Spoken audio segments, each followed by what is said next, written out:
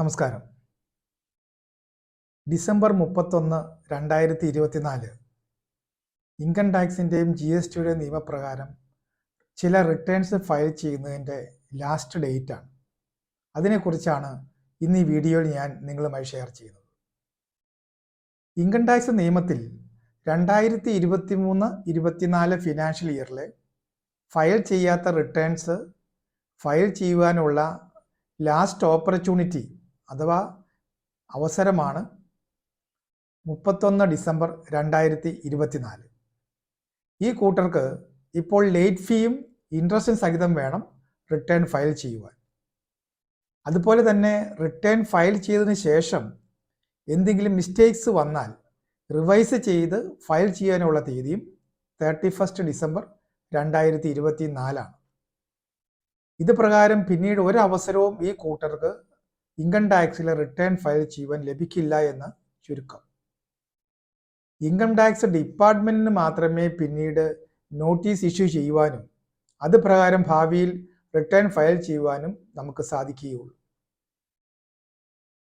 അതുപോലെ തന്നെ TDS, advance tax തുടങ്ങിയവ വഴി നികുതി റീഫണ്ട് കിട്ടേണ്ടവർക്കും ഡിസംബർ 31 ശേഷം പിന്നീട് റീഫണ്ട് ക്ലെയിം ചെയ്യുവാനും സാധിക്കില്ല, പ്രൊവൈഡഡ് ഈ പറഞ്ഞ തീയതിക്കുള്ളിൽ റിട്ടേൺസ് ഫയൽ ചെയ്തിട്ടില്ല എങ്കിൽ.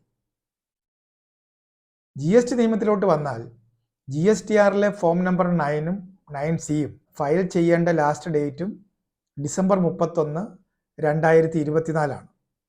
ആനുവൽ റിട്ടേൺ ആയ GSTR 9-ഉം റെക്കൺസിലേഷൻ സ്റ്റേറ്റ്മെൻ്റ് ആയ 9C-ക്കും ഇത് ബാധകമാണ്.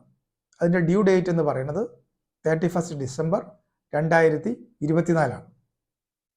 അതുകൊണ്ട് ഇത് എത്രയും വേഗം ഫയൽ ചെയ്യുകയും GSTR റിട്ടേൺസ് നിങ്ങളുടെ ബുക്സ് ഓഫ് അക്കൗണ്ട്സുമായി മാച്ച് ചെയ്തു എന്ന് ഉറപ്പുവരുത്തുകയും ചെയ്യുക. ആനുവൽ റിട്ടേൺ ഫയൽ ചെയ്യുവാൻ വൈകിപ്പോയാൽ GST നിയമപ്രകാരം ഇതിന് ലേറ്റ് ഫീയും ബാധകമാണ്. ഒരു സാമ്പത്തിക വർഷത്തെ ടേൺ ഓവർ 5 കോടി വരെ ആണെങ്കിൽ ₹50 പെർ ഡേ എന്ന തോതിലും 5 കോടി മുതൽ 20 കോടി വരെ ആണെങ്കിൽ ₹100 പെർ ഡേ എന്നും 20 കോടിക്ക് മുകളിലാണെങ്കിൽ ടേൺ ഓവർ എങ്കിൽ ടാക്സ് പേയേഴ്സിന് ₹200 പെർ ഡേ എന്ന നിരക്കിലുമാണ് ഈ ലേറ്റ് ഫീ ബാധകമാകുന്നത്. ഇത് ആനുവൽ റിട്ടേൺ ഫയൽ ചെയ്യുന്ന തീയതി വരെ ദിവസേന ഈ ലേറ്റ് ഫീ കൂടുന്നു എന്നുള്ള കാര്യം പ്രത്യേകം ശ്രദ്ധിക്കുക. അതുകൊണ്ട് GSTR 9C ഫയൽ ചെയ്യുവാൻ വൈകുമ്പോൾ ഒരു ജനറൽ പെനാൽറ്റി ആയിട്ട് ₹25,000 വരെ ചുമത്താവുന്നതാണ്. ഇത് പ്രകാരം എല്ലാ ടാക്സ് പേയേഴ്സും GSTR 9-ഉം 9C-യും ബാധകമായിട്ടുള്ളവർ സമയത്ത് തന്നെ ഫയൽ ചെയ്യുവാൻ ഞാൻ റിക്വസ്റ്റ് ചെയ്യുകയാണ്. Thank you.